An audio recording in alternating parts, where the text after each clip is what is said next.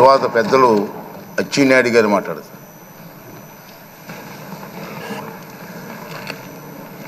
అధ్యక్ష, 16వ శాసనసభకి శాసనసభాపతిగా, అందులో మా ఉత్తరాంధ్ర జిల్లాల నుంచి 5వ శాసనసభాపతిగా ఎన్నికైనందుకు తెలుగు ప్రజల తరపున, ముఖ్యంగా ఉత్తరాంధ్ర ప్రజల తరపున, తెలుగుదేశం పార్టీ తరపున హృదయపూర్వకంగా మీకు అభినందనలు తెలియజేస్తున్నాను. స్వాతంత్రం వచ్చిన తర్వాత 37 సంవత్సరాలు కొన్ని వర్గాలకే పరిపాలన పరిమితమైనటువంటి సందర్భంలో 1982వ సంవత్సరంలో విశ్వవిఖ్యాత నట సార్వభౌములు నందమూరి తారక రామారావు గారు తెలుగుదేశం పార్టీ స్థాపించారు. స్థాపించిన రోజే ఈ పార్టీ బడుగు బలహీన వర్గాల పార్టీ, అందులో బలహీన వర్గాల పునాదులపైన పుట్టిన పార్టీ అని చెప్పి ప్రకటించడమే కాకుండా డే 1 నుంచి బలహీన వర్గాలకి ఆ అవకాశాన్ని ఇచ్చిన విషయం ఒక్కసారి గుర్తు చేస్తున్నాను. అందులో భాగంగానే బలహీన వర్గాలకు చెందినటువంటి అయ్యన్న పాత్రుడు గారు అతి చిన్న వయసులోనే శాసనసభకి అవకాశం ఇచ్చినటువంటి నాయకుడు ఎన్టీ రామారావు గారు తెలుగుదేశం పార్టీ అని చెప్పి బలహీన వర్గాల వ్యక్తిగా గర్వంగా చెప్పదలుచుకున్నాను.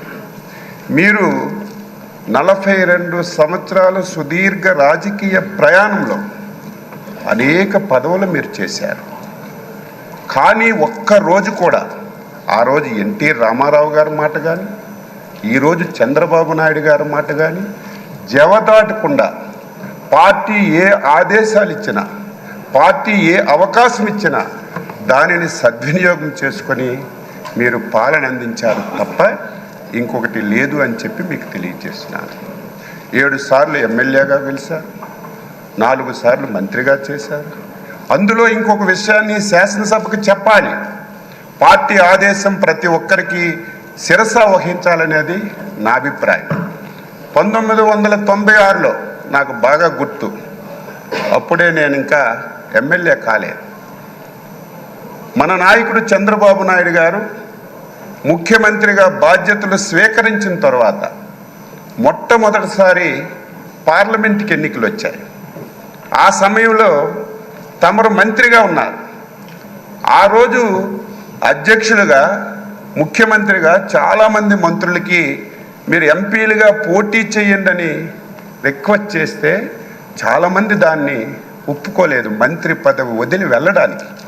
కానీ ముందుకొచ్చి నేను వెళ్తానని చెప్పి 96లో అధినేత మాటకి జవదాటి నిలబడి వ్యక్తి గౌరవనీయులు శ్రీ అయ్యన్న పాత్రుడు గారని నేను ఒక గర్వంగా చెప్పదలుచుకున్నాను.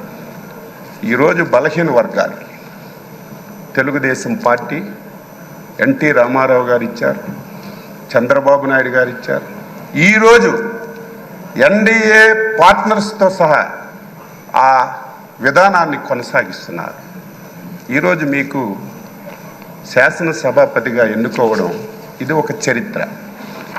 ఈరోజు నిన్నటి వరకు ఓట్ల గురించి, రాజకీయం గురించి, నా ఎస్సీలు, నా బీసీలు, నా మైనారిటీలు అని ఓకదంపుడు ఉపన్యాసాలు ఇచ్చినటువంటి కొన్ని పార్టీలు, కొంతమంది వ్యక్తులు ఆ పార్టీ పేరు చెప్తే మనకే నష్టం, ఆ వ్యక్తుల పేర్లు చెప్తే మనకే నష్టం.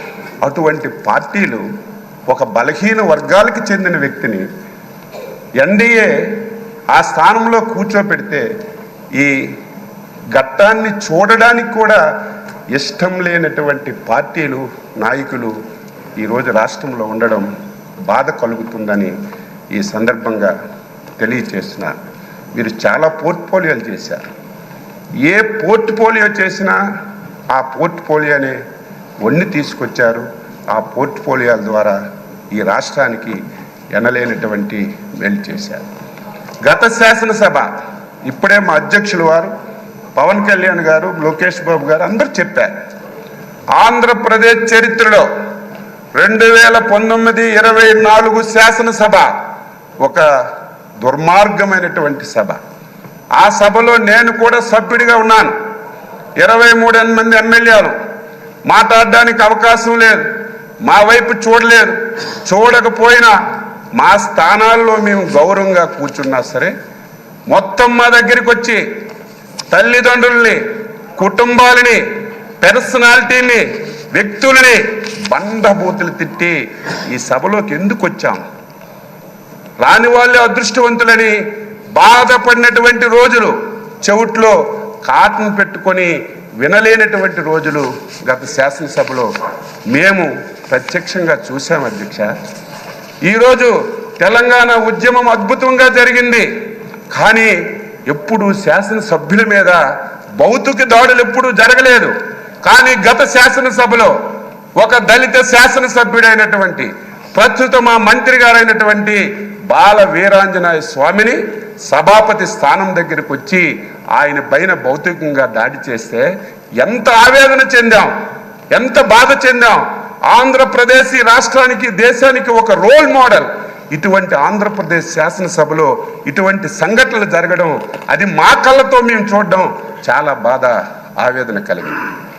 ఏది ఏమైనా ఒక అనుభవజ్ఞైనటువంటి వ్యక్తి, ఈ రోజు వరకు మీ అవతారం ఒకటి, ఈ రోజు నుంచి మీ అవతారం మార్చాలి.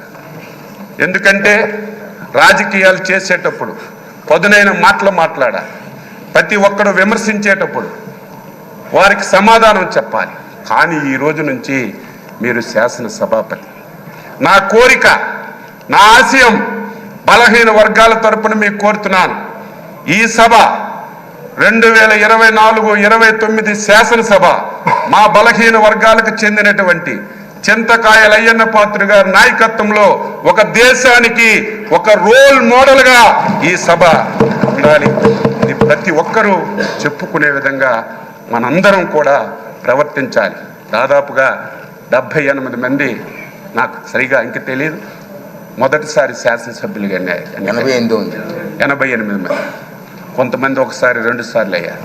నేను కూడా 6 సార్లు శాసనసభగా ఎన్నికయ్యే అవకాశం మా నాయకులు శ్రీ నారా చంద్రబాబు నాయుడు గారు ఇచ్చారు. ఆయన ఎప్పుడైతే ముఖ్యమంత్రిగా బాధ్యతలు స్వీకరించారో అప్పుడే నేను ఎమ్మెల్యే అయ్యాను. నేను కూడా సభ్యులందరికీ కోరుతున్నాను, ఎవరమైనా సరే కొంతమంది వ్యక్తుల పేర్లు ఈ శాసనసభలో వినడానికి వీలు లేదు, పార్టీల పేర్లు ఎక్కర్లేదు. ఎవరు ఏది చెప్పినా స్వచ్ఛంగా మనం సమాధానం ఇద్దాం, రాష్ట్ర ప్రయోజనాల గురించి పనిచేద్దాం. ఈ పార్టీ మీద ఒక అచంచలమైన విశ్వాసంతో, ఎన్డీఏ మీద ఒక అచంచలమైనటువంటి ఒక నమ్మకంతో ఒక మ్యాండేట్ ఇచ్చారు. దీన్ని మనందరం కలిసి మంచిమైనటువంటి చర్చలు జరిపి మంచిగా ఈ సభను తీసుకెళ్దామని ఒక్కసారి తెలియజేస్తూ, మరొకసారి హృదయపూర్వకంగా మీకు అభినందనలు తెలియజేస్తూ, ఈ అవకాశం ఇచ్చినందుకు మీకు ధన్యవాదాలు తెలియజేస్తూ సెలవు తీసుకుంటున్నాను. గౌరవ మంత్రి గారు